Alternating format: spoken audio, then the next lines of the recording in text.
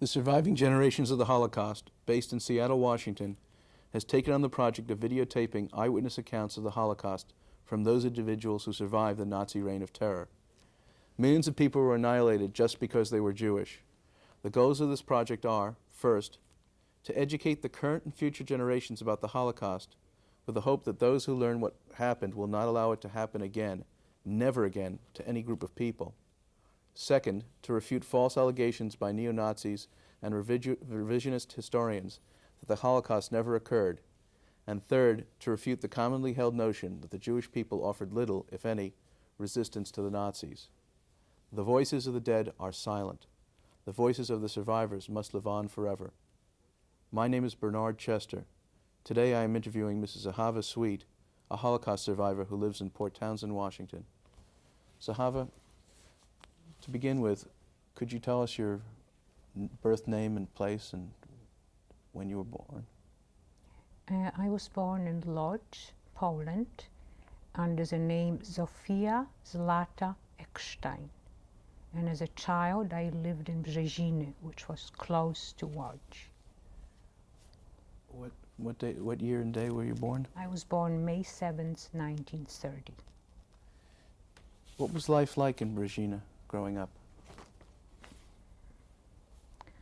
Well, there was a lot of anti-Semitism in Poland, and I experienced it as a child in Brzeziny. I was going to an only Jewish school. The children in general schools, in local public schools, were experiencing a lot of prejudice. I remember being stoned once, going boating with my uncles. How big a family did you have? I had a sister and my parents and my immediate family. I had 3 aunts and 3 uncles on one side, my mother's family, and I had a couple of aunts and uncles on my father's side family. How old was your sister? My sister was 4 years younger than myself. What sort of household was it? Did you live in a house or an apartment?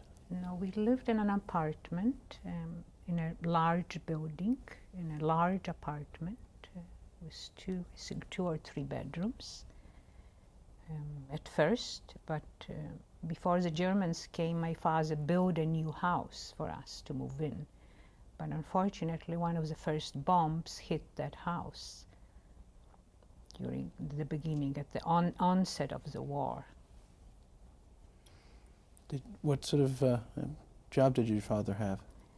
My father owned a business that used to produce suits for men of the very finest quality that were sold all over Poland. He owned that business together with his father. And your mother? My mother was a mother and a housewife, but her parents used to own a very large hardware store in Brzeziny, the largest one. How long had your family been living in Lodz or Brzeziny? How many generations? I don't know that exactly, but I know it was a very long time, that they were there. They were in Poland. I don't know how long they were. I remember my grandparents being there, my parents getting married there, and my uncles growing up there. So I remember that much. What was life for you as a child before the war? It was good and it was bad. I was pretty much confined from the Jewish point of view. I knew that I was Jewish. I knew there was prejudice. I knew there was anti-Semitism. On the other hand, my parents were very well off. My parents were rich. I could afford a lot of things that I have never been able to afford after the war. That never came back to me, and I have always missed it. I used to go on vacations, both in the summer and in the winter, skiing, and we used to have maids, and I used to have a governess. What would the governess do? Pardon? What role did the governess play? The governess helped me with my homework, and she made sure that I had all A's, because this is what my parents always required me to do. And she took me on walks and different other things. Did you have an Orthodox household? My father, from my father's side, was Orthodox. We, in the home, we kept Shabbat and we kept other holidays, but we were not Orthodox. And my grandparents from my mother's side were not Orthodox either. But when my grandfather from my father's side came to visit Friday night, my father was always getting himself in shape, like the kippah on and everything, you see. And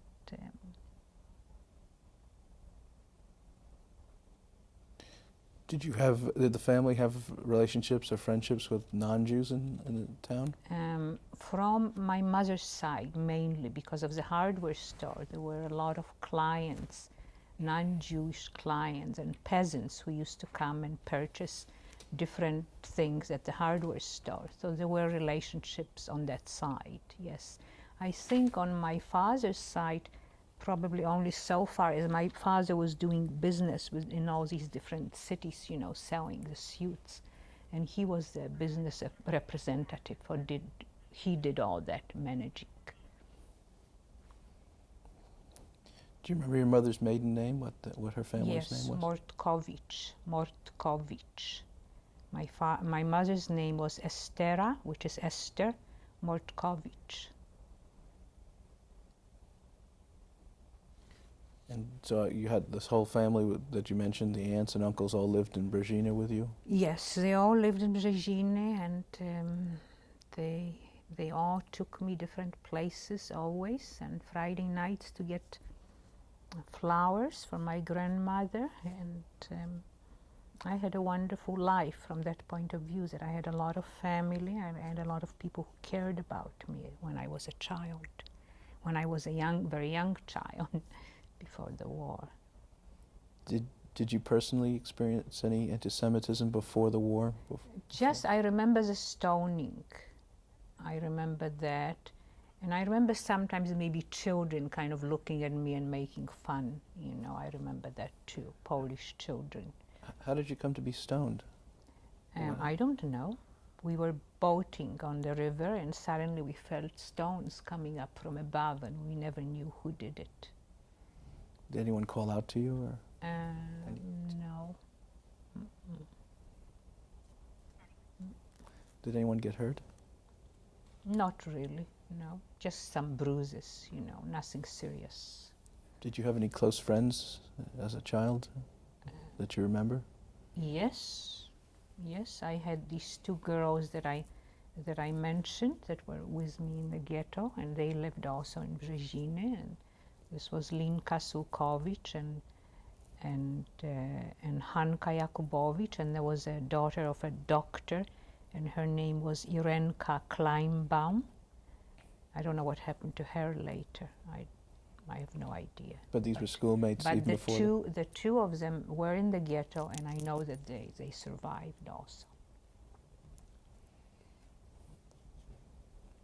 When did you first become aware of the war?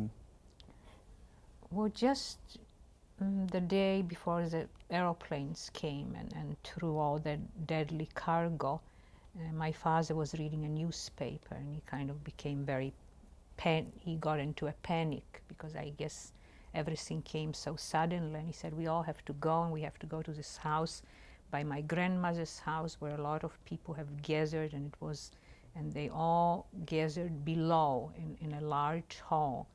And that same night, you know, the German planes came and they whistled and they threw bombs for two or 3 days and nights. And the buildings shattered and the glass was broken, and it was one of the most horrible things that I have ever experienced. I have been afraid of airplanes ever since. So it came very suddenly. We really didn't know. At least I didn't seem to know that my parents knew anything. And the four of you hid in this hole? we were there together with my grandparents and with other, members of my family that were there. Not from my father's side, but my mother's side. How long were you in that hole? In that, for I think it's 2 or 3 days and nights. I remember there was hardly any food, and people were crying and praying, and it was just a pretty glum experience, really, and very frightening, because no one had any time for children or for grown-ups. Everybody was just, the planes just were woo and down, and each time we heard that, everybody just, their breathing and their hearts stopped, because after that woo down, then we heard the bomb, you see, and there were all these buildings shattered and destroyed and crumbled.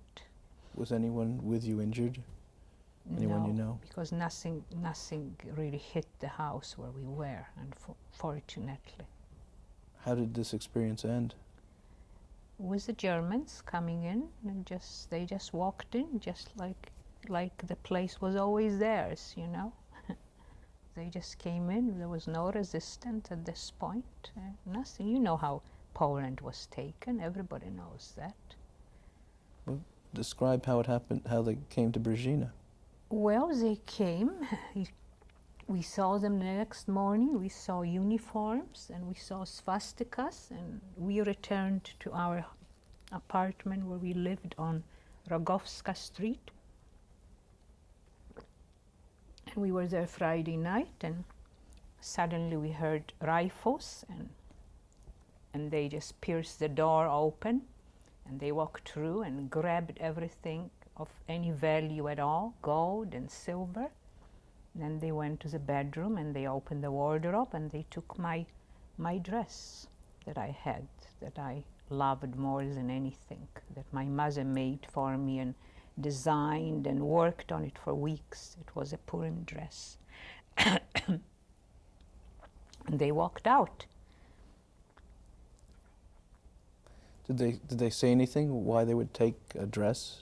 Oh, they didn't say anything. He just left and looked at it and said, "Oh, das ist für meine Tochter. This is for my daughter. This will be for my daughter," and just shoved it underneath his arm, and he left. And I just sat there, and I didn't know what to do. I couldn't even cry. What happened once the Germans were occupying Brzeźna?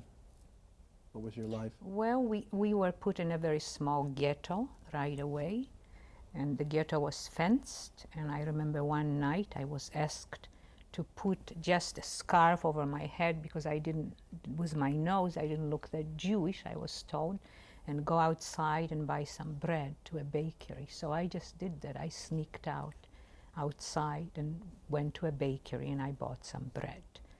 And that was one of the few times that I was out. I mean, that was the only time that I was out of a ghetto.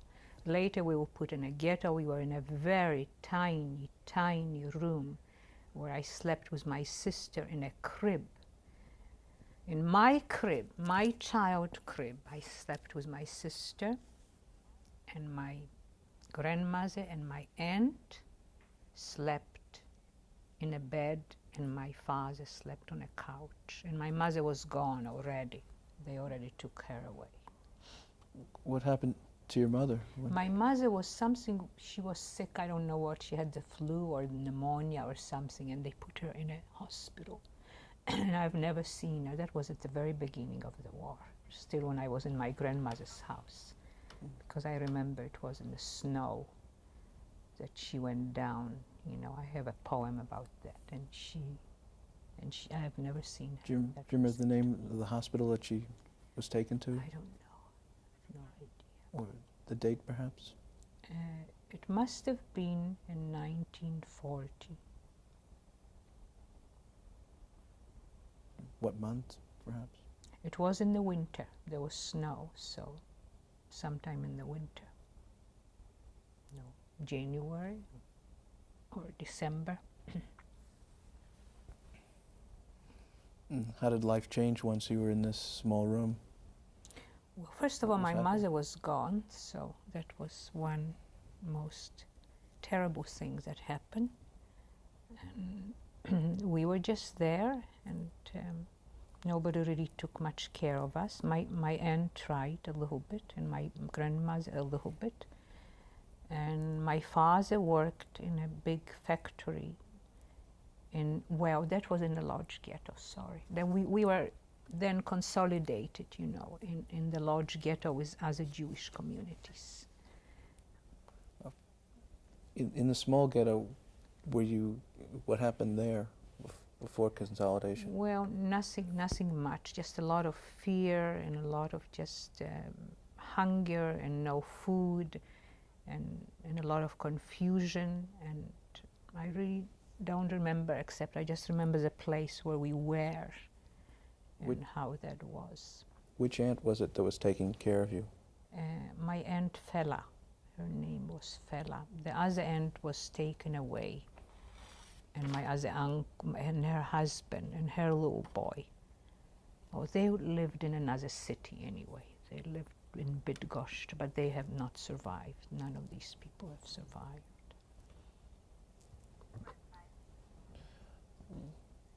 What was life like? What did you do every day? Nothing. Not that I remember. Maybe I read a little bit. Maybe there was a book there. I can't even remember that. I was trying to teach my sister, just like I have it here in the poem that I will read a little later.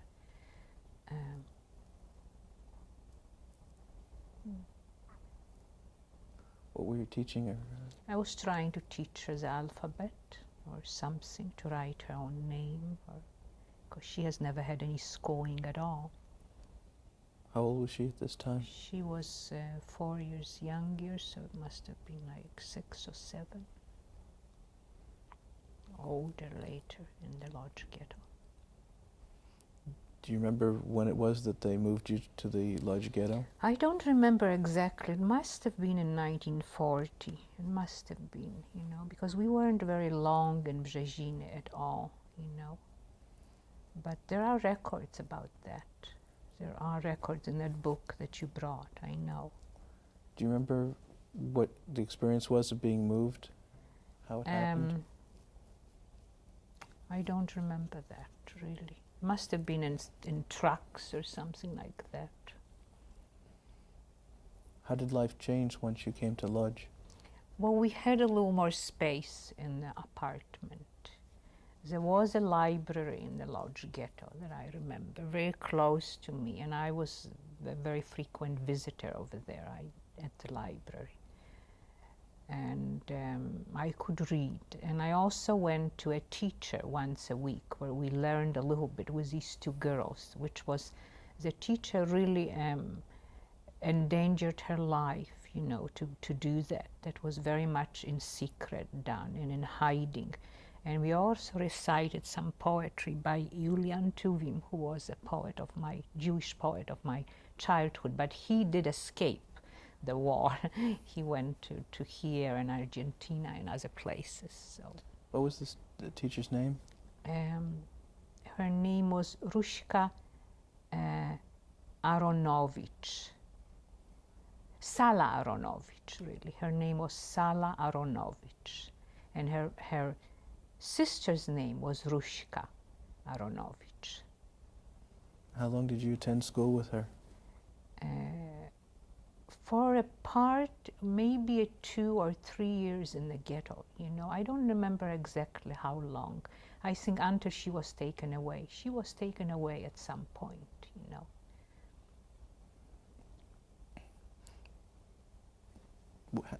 Did you have to do any other things in the ghetto? I worked in my father's factory, and I was in charge of that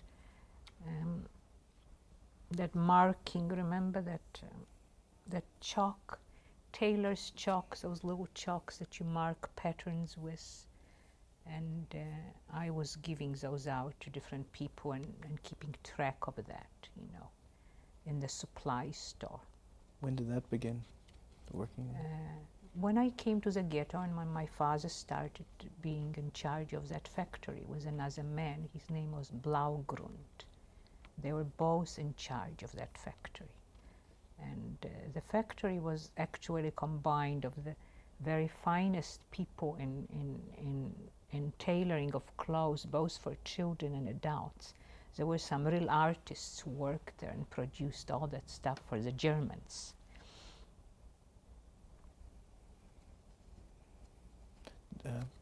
What sort of food did you have? The food was rationed.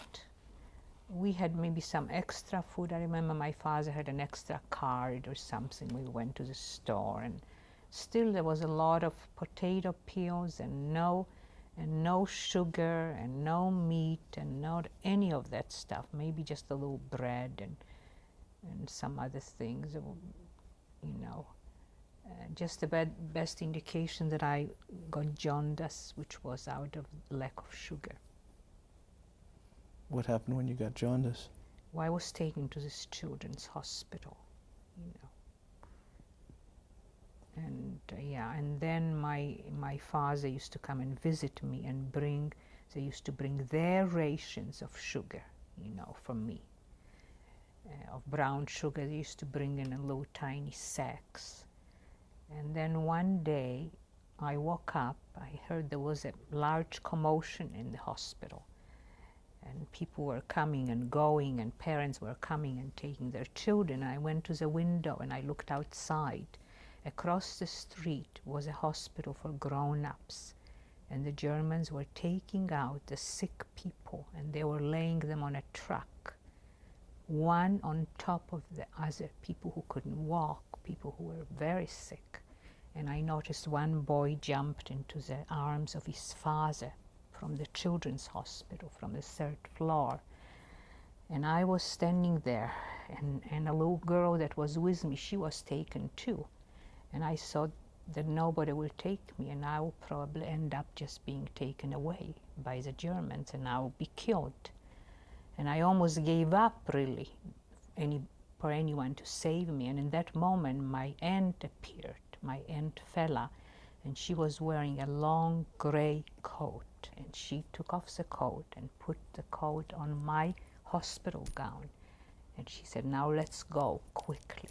And we went out and nobody said anything. And we went through the back door and she took me through fields. We were running. And she took me to the house of my uncle, who still was there. She said, because they would probably be coming that night and checking for the children whom they didn't take, you see, which they did, in fact. And I stayed in my uncle's home for a little while, and later I went home. Which uncle was?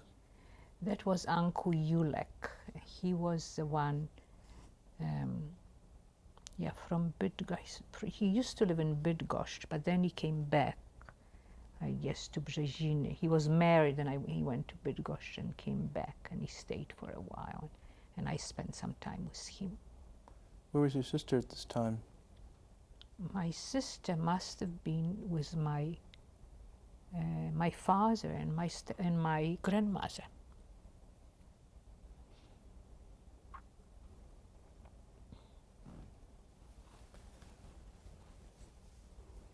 Were there other times when you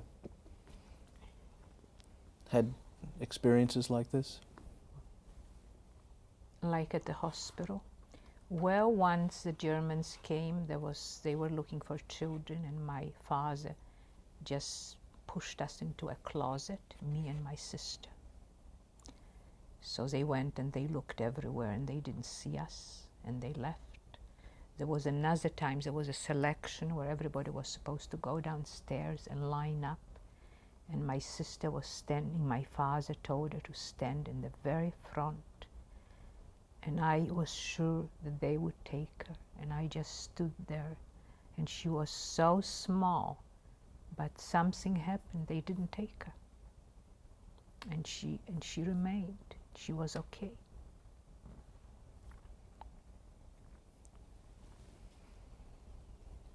How did life change as you were in the Lodz ghetto over time? Well, people were talking about the end of the war, or is the war ever going to end, and what is going to happen. And life just kind of dragged on, really. Nothing much was happening, except that a lot of people were leaving the ghetto and they were being taken to different concentration camps, you see. Did you know where people were going? I don't know, but I just heard that they were going. I knew they were going, you know. Was there any news from outside that came into the ghetto? Not that I know of. Not that I knew of as a child. Were you mistreated at any time? No, I wasn't mistreated in the ghetto. No. Did you see anyone else being mistreated?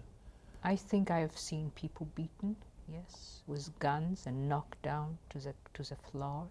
I know my father was always very frightened whenever he was in his factory and one of the Germans that was in charge was coming and talking to him. And my father was always in fear that he may just draw the gun and just shoot him, just like that. Because that was happening. Do you remember any specific events that you witnessed? Well, I just remember people being beaten, but I don't remember names or anything like that. It's hard for me to remember. How long were you in the ghetto in Lodz? From 1940 until 1944. What brought it to an end? What? Well, we were sent to a concentration camp too, you know, at the end. We were told really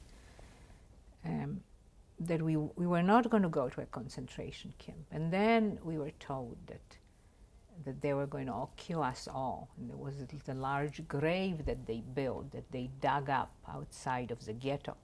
But then we were just taken in the trains, and that was it. Did you see this grave? I didn't see it, no. When did they take you to the train? That was in 1944, and what did we say? It must have been June or May or something like that.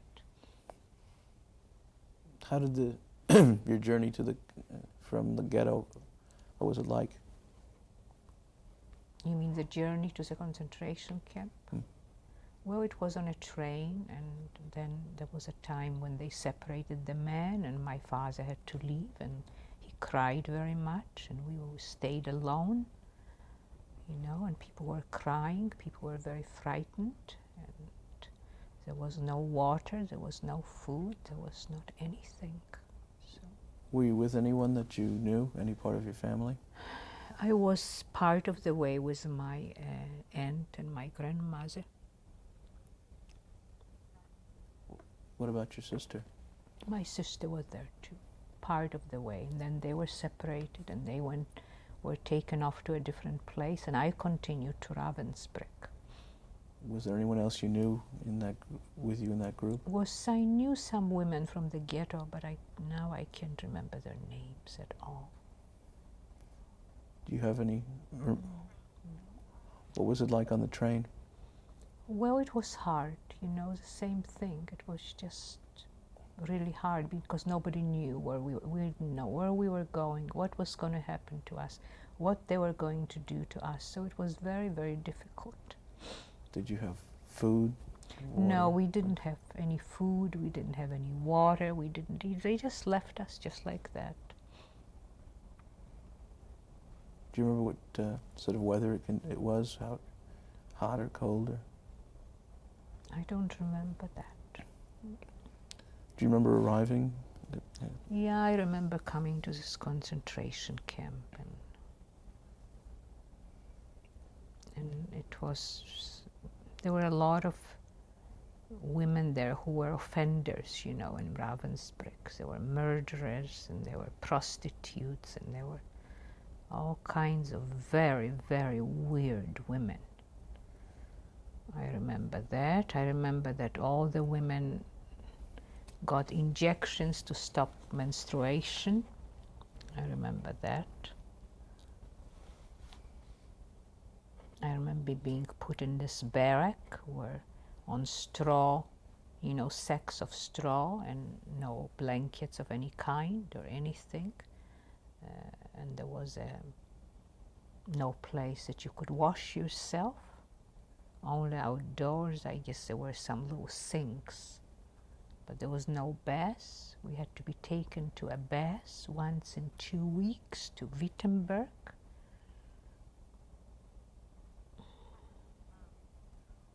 What sort of clothing did you have? We just had these uniforms that were white striped on both sides and on the sleeves, and they had an X on the back. And I remember having this little jacket that it was full of lice and eggs, lice eggs in it, and everything. That's the only thing I had to cover me up at night. Do you have shoes? Or? Wooden shoes. Any personal belongings at all? Nothing at all. How did you come to get this jacket? They gave it to me.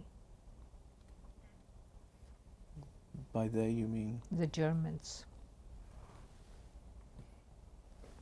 And what was your life in Ravensbrück? Well, each morning about 4 or 5 o'clock, we marched from the camp to the factory through the city of Wittenberg, and we marched in fours, and we were forced to sing German songs like Deutschland, Deutschland über alles, so we can fool everyone in Wittenberg that we were just very happy people working there. And we came to the concentration camp. There was an aviation factory, to the aviation factory, and we worked there all day long, doing using torches, using screws and screwdrivers and whatever to work with steel. And we were also at that time we got this little tiny cup of soup, this watery soup. That's the only thing we got to eat all day, and a small piece of dry bread. And we had to stand in a line to get that. And if somebody did not stand in line, they would get beaten too. And there were these Aufseherinnen, which were the Gestapo women, and they were shouting all day long and marching around us when we worked in the camp. And when somebody didn't behave, they shaved their hair completely off. So I remember one woman or two women tried to escape, and they got their hair shaved off, you know. Do you remember their names? No. Were you ever mistreated by these women? No, by the Gestapo women, no. I don't remember being really mistreated. I just remember once when I was taken to the communal bath, that they turned on that heat so high that I almost fainted. And that was horrible. I just almost lost consciousness. And they told me what a beautiful eyes I had, when my eyes were probably just really burning, you know. And that I was very angry because one of these men came in and he said, if we don't dress ourselves really fast, he's going to let us out naked in the snow.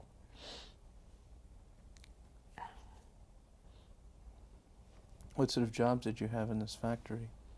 I was working there with a torch, you know, doing something with either it was a wing of an aeroplane or something, and also putting little screws in, so that kind of work.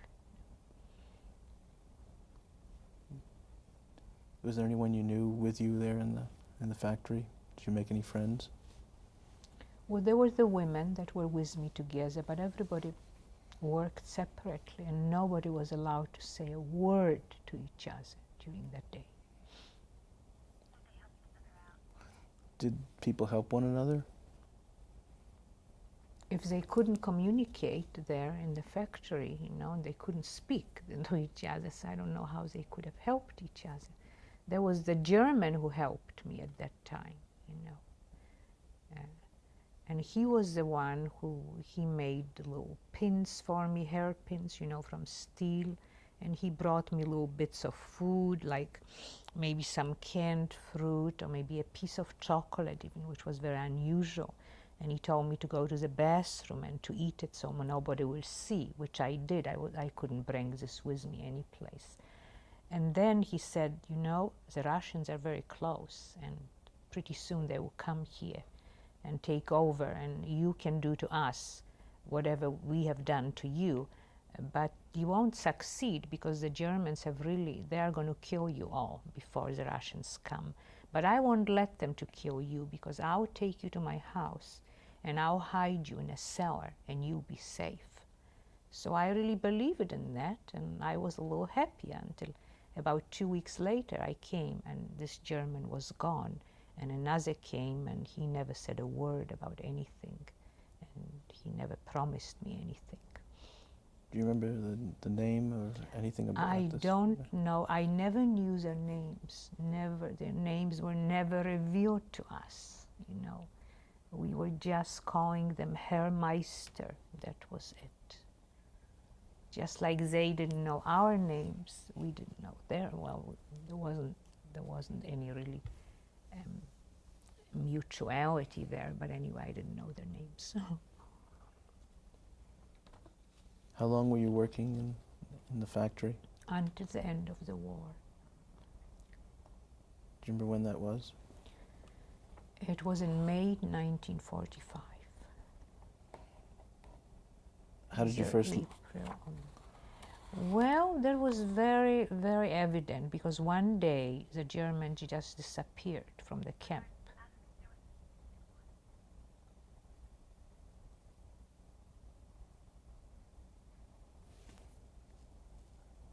And was there any medical facilities for you, or any experimentation? No. No experimentation.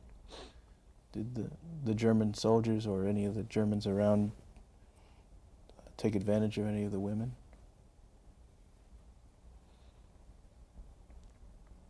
I remember in the ghettos they were trying to take advantage of my aunt, but I don't remember in concentration camp. I don't think anybody would like to take advantage of these kind of starved women. I don't know. You know, I don't know about that. No one took advantage of me in that way.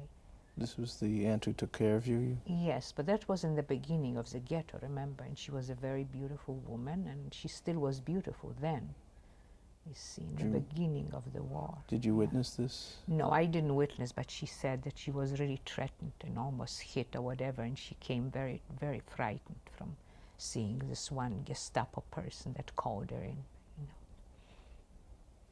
So one day, as you say, you said the Germans disappeared. The Germans disappeared. They were just whatever they had, any vehicle or wheels, they just jumped on it and they took off. And there was no one in the camp, and we looked around and no one was there. And we didn't go to work, no one woke us up or anything. And I was sitting on my straw sack, and suddenly I heard all these voices and yelling and pounding, and I went outside and I saw the mob of women were storming the kitchen, you know, and they were just pounding on that kitchen and trying to open up, you know, the door, which they did open it up, and then they all went in and probably just ate whatever they could find. But I decided that I just wasn't going to do that, because I was the youngest one and I didn't see how much chance I was going to have in doing that. So there was another woman who was young also, and I had an idea, and I told her, let's go to the barrack where the Aufseherinnen live. You know, the Gestapo women lived in a barrack outside of the camp, you see, outside of the fence that was electrocuted, you know. So we ran there very fast, and there was a guard there, and the guard was gone, and nobody was there. And we went inside, and we noticed this brown potatoes and meat on a hot plate, you know. It was brown, it was wonderful, and we just ate it. We gobbled it up, and unfortunately there was no more food there, So we started looking around, we started opening up drawers, and we saw some dresses and stockings, and we started trying on things, and there was a mirror. Remember, I haven't seen my face in a mirror for a whole year almost. I couldn't recognize myself, if that was really me. And we were having a lot of fun, and until suddenly we heard German voices on the outside. And fortunately, we didn't turn on the light in this barrack. It was night, and I remember moonlight. And I told my friend, let's get down on our knees and crawl out of here. And we started crawling out of that barrack on the floor, and we heard the guns, and we saw the German we heard the German voices, and we saw the two soldiers that always stand guard, and they came back, you see. And we crawled, and there was an absolutely most terrifying experience, and they had floodlights, and I don't know until this day how these soldiers did not really shoot at us and kill us. But they didn't. Either they were drunk, or they decided there was enough killing done already. We kept on crawling and crawling and crawling until finally we reached the camp gate, and we crawled underneath the gate, and we were back there, and we were alive, and the Germans were back, and the Gestapo women were back, and everybody was back, yelling and shouting and everything. And we thought, well, that's it. But you know, that was it only for one night, because the next day they all took off, and this time they took off for good. Do you know the name of remember the name of the girl who was with you there in this? No, I don't remember her name. I think her name was Masha. I call her Masha in the story. Her name could have been Masha. Yeah. So what happened the next day when? Well, the next day what happened was that the whole war was right at the fence of the concentration camp. We heard the artillery shots, and we heard bullets whistling, and we hid in a bunker. And we were sitting in that bunker for 2 days without anything, again, without any water, without any food. There was just a pail of shit that we were passing from one hand to another. That's all I remember out of that bunker, and that was the only thing. We were around that pail, everybody. And as much as we didn't eat, but we continued to eliminate all the time. And finally, on the second day or third day, a Russian soldier appeared in the bunker. And he looked at us, and he tried to find out who we were, and some of the women knew Russian. And of course, it wasn't very difficult to find out who we were. And he said to us, you know, if you run this way, here, there are no Germans there, and there is no war, and you are okay, but you have to watch out, because there is still fighting here going on.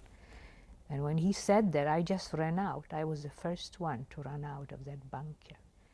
And when I ran out, I saw bodies of German soldiers, charred bodies on the ground, and I saw swastikas burning, and I heard bullets over my head, and I had to stoop to the ground several times. And on that very day, I saw a woman on a stretcher that was with me together in the barrack, and she got killed on that day. And I remember saying Kaddish in my head as I was running. Do you remember that woman's name? No, I knew her name, but I think her name was Paula. Paula. And I ran ahead, and a group of women ran ahead, and we found a house, because the Germans fled and they left everything. They were very afraid of the Russians, and they just left all their belongings and all their food and everything. So we found a house, and in that night, for the first time, I slept on a pillow, actually, and I slept under blankets, and I slept inside sheets, which was like the biggest miracle you can ever imagine. and I stayed in that house for about 2 weeks, and we started cooking and baking, and then we all had diarrhea and we ran to the bathroom all the time. We couldn't digest the food at all.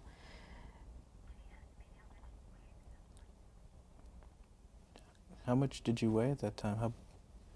If you hadn't been eating much?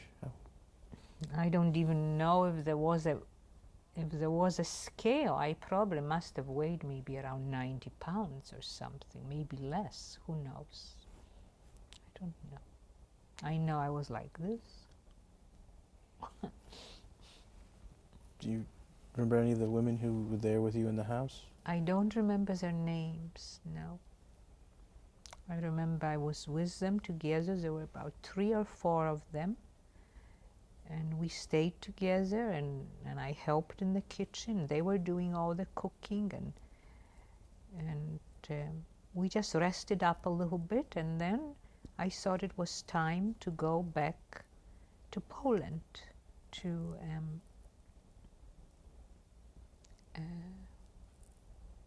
well, I need to say what happened in that house. Something very interesting happened there one night.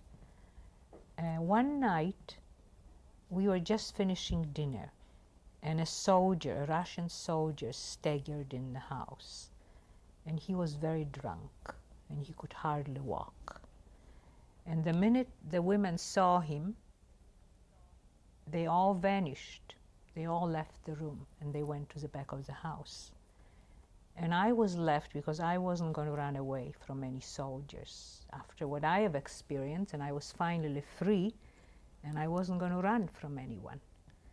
So he looked at me, and I looked at him, and I didn't say anything, and then he pulled a revolver, and he pointed it at me, and I still didn't say anything. And I kind of retreated a little bit, and he started following me with a pointed revolver, and I didn't say anything. I wasn't afraid at all. And finally, the soldier dropped the revolver, and he started crying, and he told me that he was Jewish, and he asked me to forgive him. And I didn't say anything. I mean, who was I to forgive anyone at that time? I was just happy that he left, and I didn't see him anymore. That was it. How old were you at this time? I was 14 and a half. 15. You mentioned you were there for 2 weeks. How did your stay end? Pardon? How did your stay in this house end? Well, I decided it was time to go back. We decided, with my father and the rest of my family, that we were going to meet in Poland and see who was alive. When did we you were decide? going to go back when we were separated, to the different concentration camps. We said, if we get separated, then we'll all go back to Poland and look and see who was alive. So I started going in that direction. I had a little suitcase of things that I got from that house of the Germans that the Russians later were trying to take away from me. And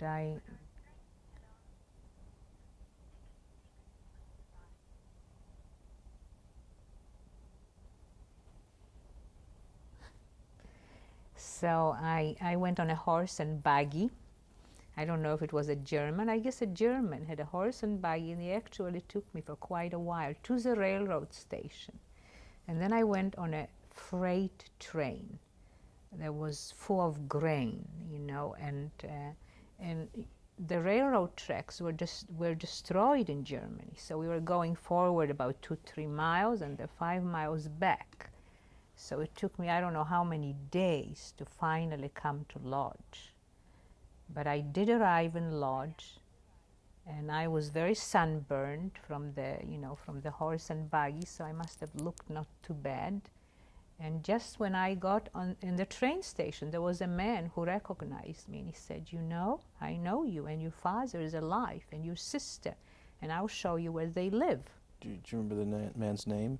No. Did you recognize him? I don't think I recognized him, but he recognized me. Maybe I recognized him. I don't remember that time. And he told you your father and your sister lived? Yes, and he showed me where they were, and I went and I saw them. And then my aunt came. She wasn't with us, but she came to visit, and I found out that how my grandmother died in the concentration camp, how she just bled to death and she didn't wake up one day. She was right next to my aunt. Which of your two grandmothers? That was my mother's mother. Do you know which camp? Königs-Wusterhausen. Let's take a break right now.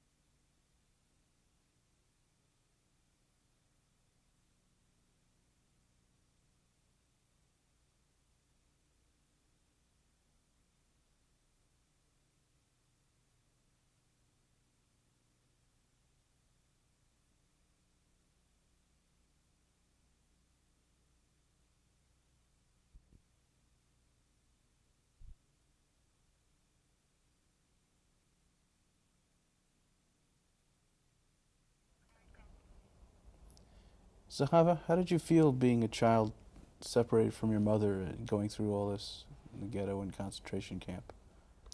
Yeah, well, losing my mother was was the very worst thing that has happened to me during the war. And I lost my mother very early. I was very close to my mother. I loved her very much, and I have never for one day since forgotten that loss. It is always with me. And I have just very recently written a very long poem about my mother. Did you think you would survive this experience? Well, I never thought that I wouldn't survive. Actually, once in the lodge ghetto, I went out and I saw a sunset, and the sun was very large and round and big. And at that moment, I just knew that somehow I will see that sun again, and it will be that way, and I will survive, and I will live. But nevertheless, there were moments of despair, and those were the moments in the concentration camp, because this was the roughest time that I have ever experienced as a child. What sort of education did you receive in the ghetto? Well, we went in hiding to a teacher, a private teacher, who taught us. And she taught us some language, reading, writing of composition, and also we did some poetry. We even had a competition in reciting of poetry. I remember I was the winner. There were only 2 other children participating, so 2 other girls. When the time came that they were clearing out the ghetto, how did that occur? What do you remember of that event? I just remember that we had to leave everything that we had in the ghetto, which was very little, but the little we had to leave, and we were packed on trains, and we went. How did you come to do you have any idea of why, for instance, you were chosen for Ravensbrück as against perhaps another? Oh, there was that selection, and beforehand I already heard some people were saying that if you go to a labor camp, if they use you for work, then you survive, that they won't kill you. So I heard something, labor camp, and I just kind of moved over, and I looked older than my age, and nobody said anything, you see, but I separated myself from my father and from my sister and from the rest of my family by doing that, actually. And I didn't know that. Was this in Lodz?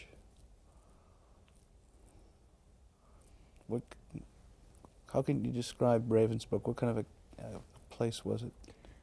Well, it was a place of criminals, of women who were very hard criminals, mostly German women and other women too.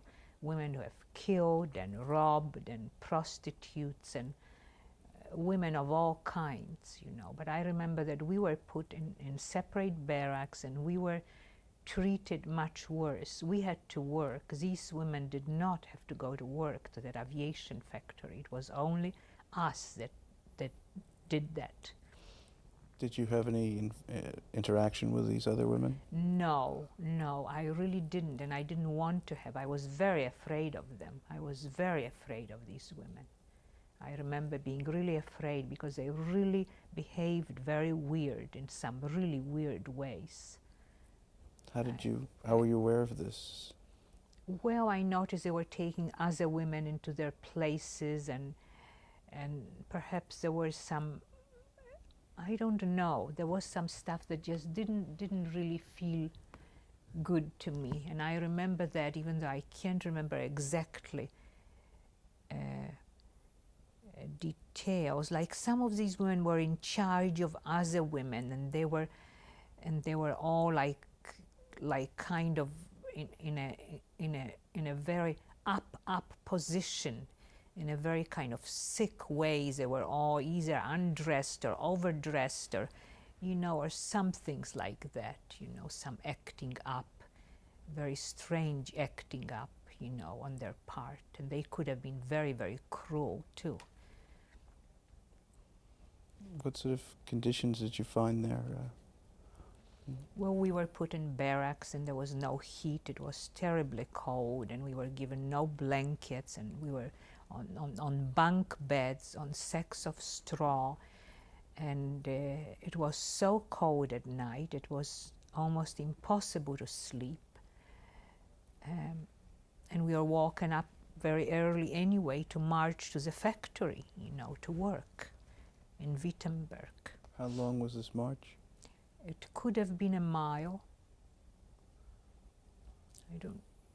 Not that long, but could have been a mile or so. Was there anything Maybe special about more. Ravensbrück else that you remember? No, just that working in that factory, and all these Gestapo women marching back and always looking at us and always watching and always yelling, you know.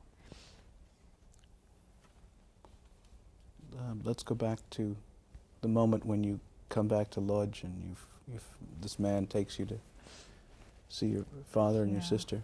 How did you feel? Well, I was very happy, of course. I was just over-thrilled, and to see my little sister, I could never believe that my sister would survive. She was so little, and I saw her, she was so thin, you know, and so frail, kind of, you know, an undergrown child, you know. But I was so happy to see her, and I was happy to see my father, and, you know, and after all, we survived the war, and we were free, you know. How did people treat you when you returned to Lodz? Oh, terribly, yeah. I went once on a walk, and here one Paul yelled at me, Żydówka, which means Jewess in Polish, see, right to my face. So, you know, here I come from the concentration camp, and the blood of my mother didn't even clot yet, and again I was thrown that stuff right into my face. How long were you in Lodz? Poland we were about 7 or 8, maybe a year we were in. I don't think we were even a year there, you know.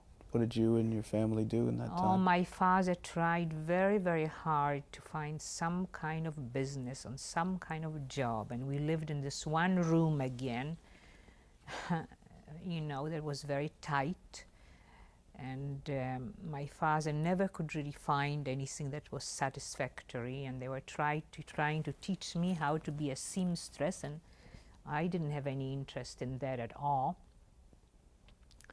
So we decided to leave Poland, leave everything and leave Poland, and we smuggled through the border, almost with nothing, with a knapsack and some bags, you know.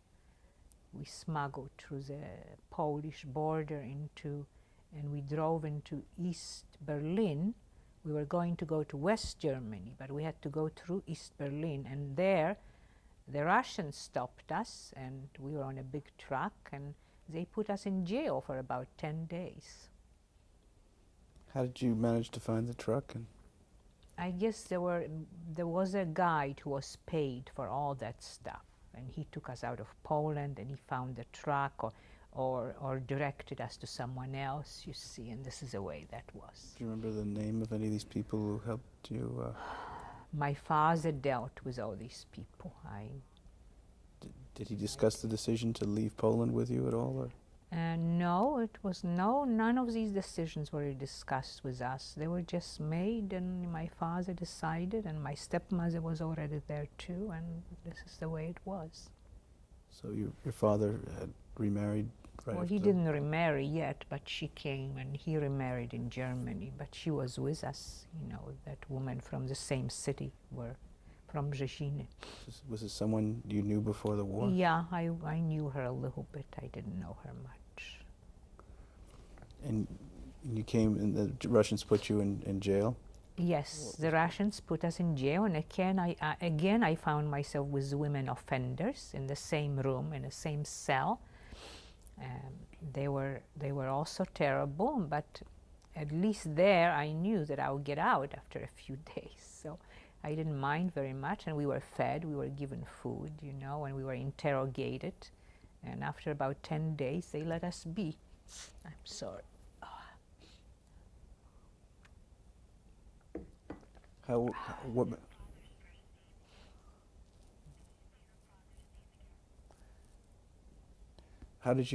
were you sure that you'd be let go?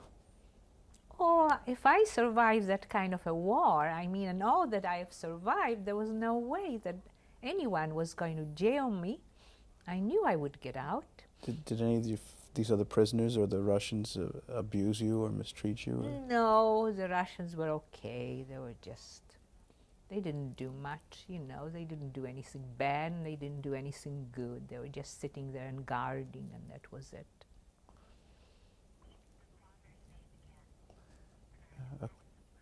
Okay, and your father's name? My father was separate. He was jailed too, but we were just with the women. Again, the women offenders, the women criminals, so you know. You and your sister and your Right. stepmother-to-be? Yes, yeah.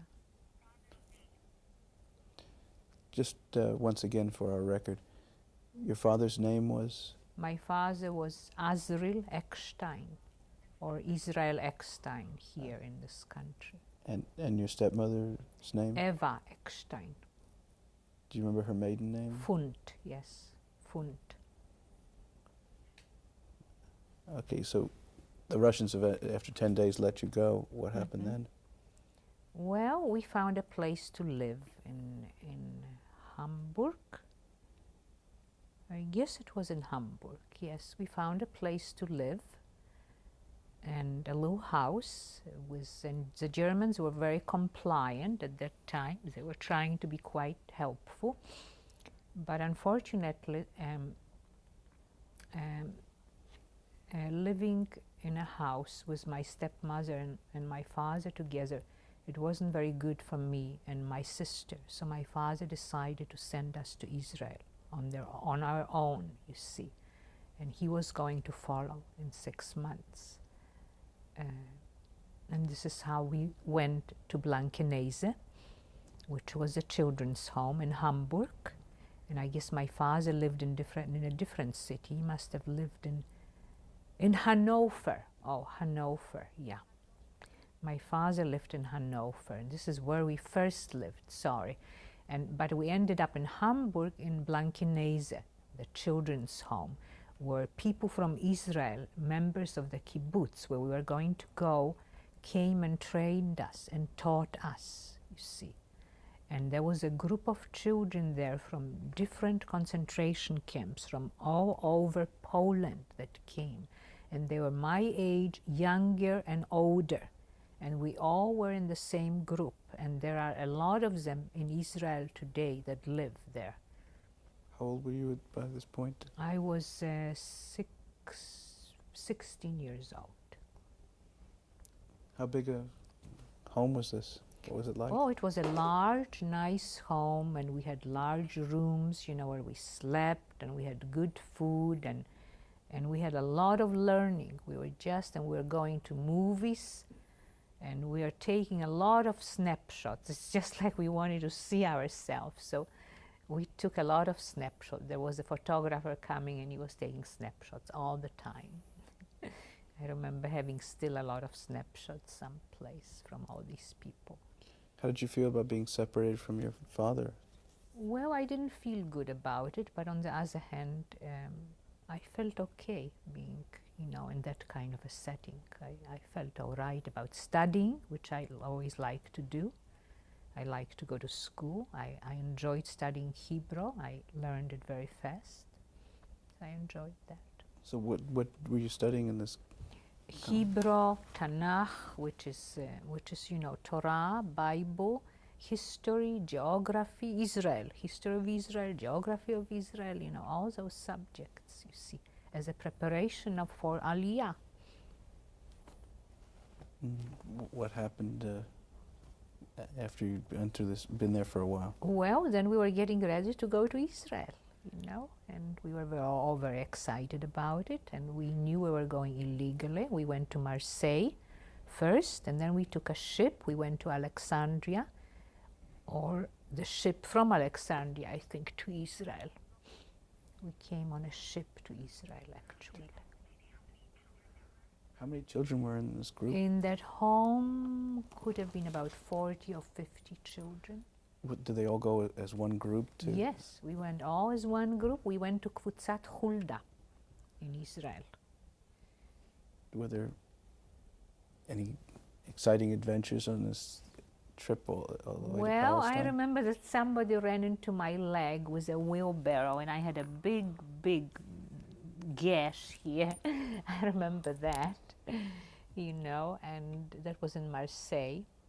And nothing, everybody was very excited. We learned some songs, you know, and as we were getting close to the shores of Israel, we were singing the songs, and it was just a kind of enlightened, very good feeling. Nobody talked about the war, nobody talked about anything.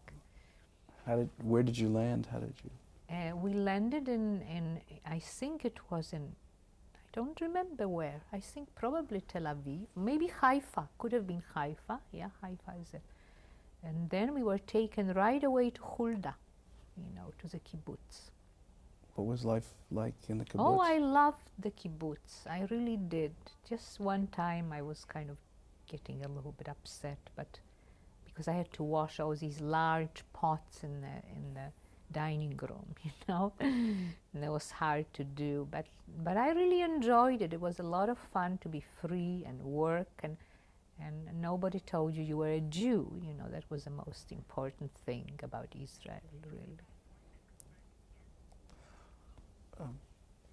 Why don't you describe the kibbutz a little bit for our record here? Okay. What a day was like. Kibbutz Hulda is from the Gordonia movement, which is kind of liberal, and you know, but nevertheless all the holidays were celebrated. The children were separated, you know, at that time from the parents. We had a special section in the kibbutz where we were in those little kind of small homes, and we were together. The girls were together and the boys were together, and we went in the morning, and we got up very early, and we worked in the fields, and then we had breakfast, and then we worked again until noon, and in the afternoon we studied, you see. And in the evening, we danced Israeli dances, and there was dinner. There was wonderful food in the dining room always. Everything was grown in Hulda and cooked there and prepared there. And I was in a play once. The play was about Joseph, and I was Joseph in the shirt of the Kutonet Hapasim, which is the coat of many colors, you know. And I was thrown into this big kind of a ditch or whatever when the brothers abandoned me, You know, so I remember all those things. And my sister went to school, and she was quite happy too there. What happened? How long were you in the I was in kibbutz? Israel for 12 years, and I never said to anyone a word about the Holocaust. Nobody ever talked about the Holocaust. Nobody asked, and nobody talked. You must have been in the kibbutz when independence, when this Yeah, first time this I was partition. right. I was there in 1948 when Israel became the state, and this is when I was wounded, you know, here when I got a scar on my leg. What were the circumstances? Well, when that night when the voting took place, the United Nations, where Israel was voted to be, we recognized there were enough votes already for Israel to become a state. You know, we all ran to the dining room and we danced the hora until 5 o'clock in the morning, until nobody was going to quit, and then we straight went to work. But the next day also the Arabs attacked right away. Their aeroplanes came and they threw these little bombs, you see. And this is how I got wounded. I was carrying that, did I repeat that?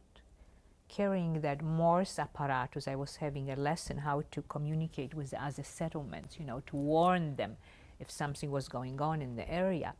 I saw the aeroplanes, but they were very high above and they were very small.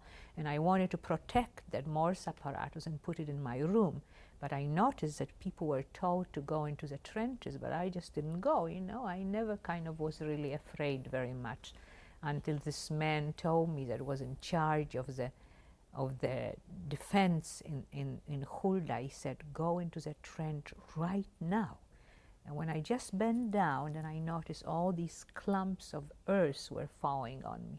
And when I finally raised my head, a woman in front of me, there was blood on her dress. There were 2 people killed in the kibbutz that day. One was the nurse. Her name was Rina, I think. And another woman was killed too. And I had that wound. It wasn't really large, but there was no time to take care of it. Everybody was busy doing other things, so there was all this pus and everything kind of simmering here, you know. And finally, after someone took care of it, it kind of became a scab and then a scar, you know, which I always will have. What was the name of the man who ordered you into the trench? Zalman. He was a wonderful guy, yeah. I hope he's still alive.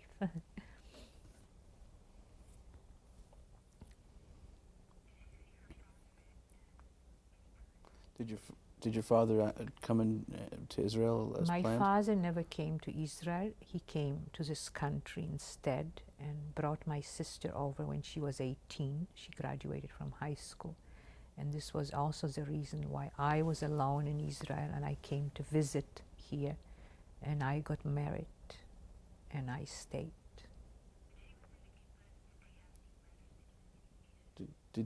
Were you in touch with your father when you were in Israel? Yes, we corresponded, and my father, I guess, sent some things from time to time, yes.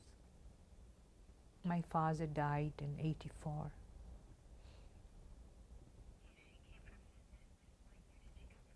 When was it you came to the U.S. to visit? In 1958.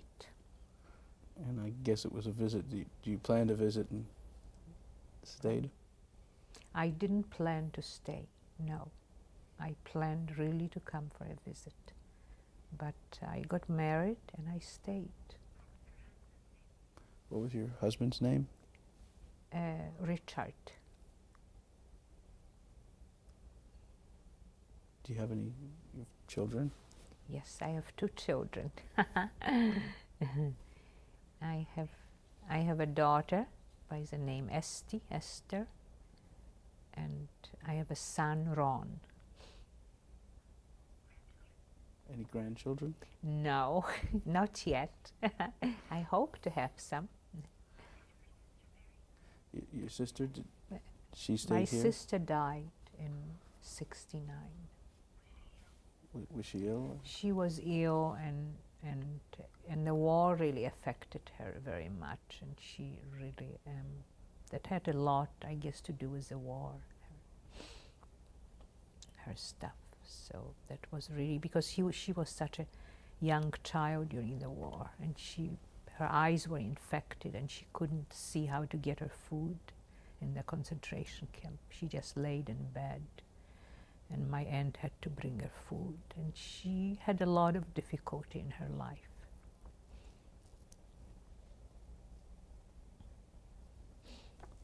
As a result of the war.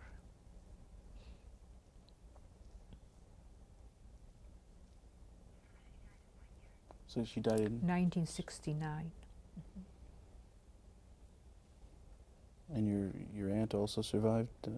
My aunt survived the war, but she also died. It was several years ago. She was ill and she died, that same aunt.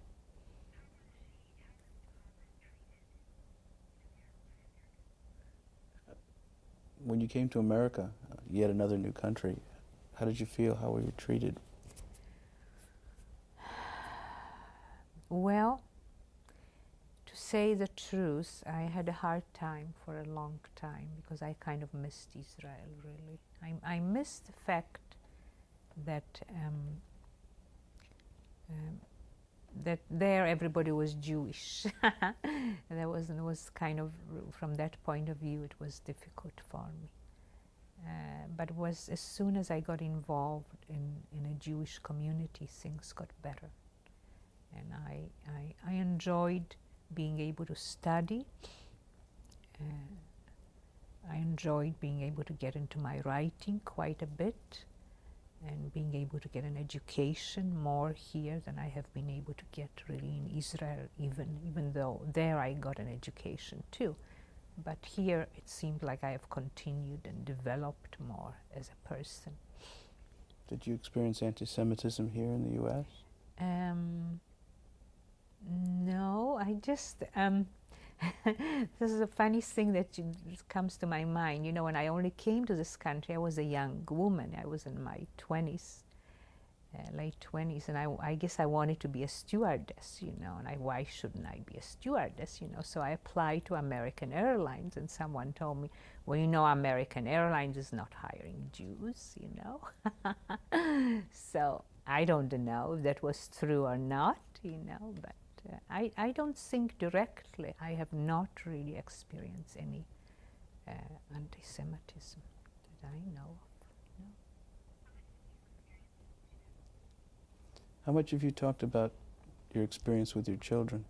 Quite a bit, a lot, because they have heard me crying and crying for my mother many times.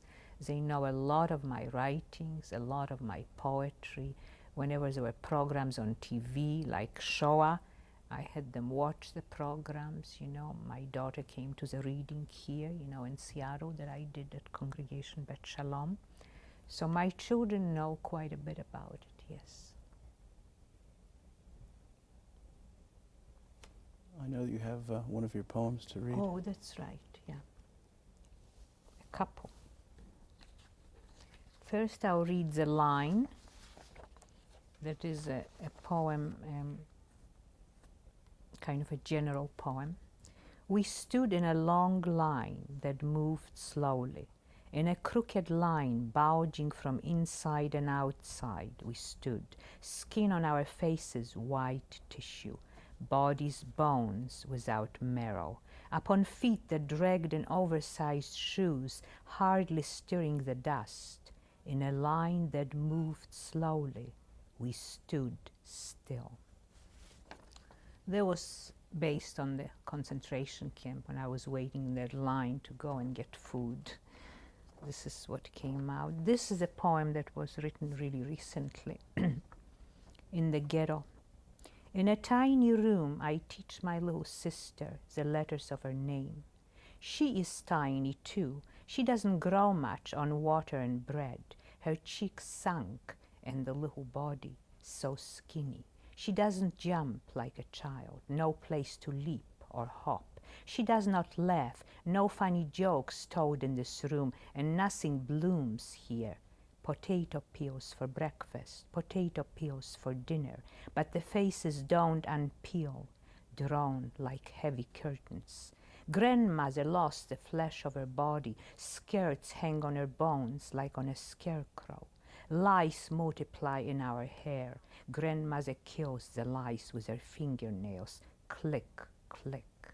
New eggs cling to the hair like a white plague. My little sister hardly speaks. The tongue has grown inside her throat. She waits for a crumb of bread, a kind word from my father, her father.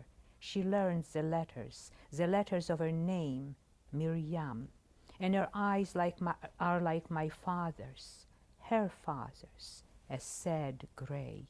She cannot even cry. There is no one listening, everyone eaten by the horror that creeps in the eyes.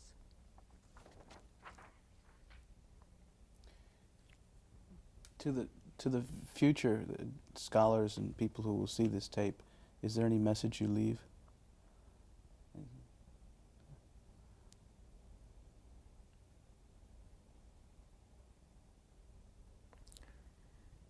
Yeah, for people to know, and for young people to know, and children, and to remember that this has really happened, and for humanity to preserve and to see to it that it never happens again.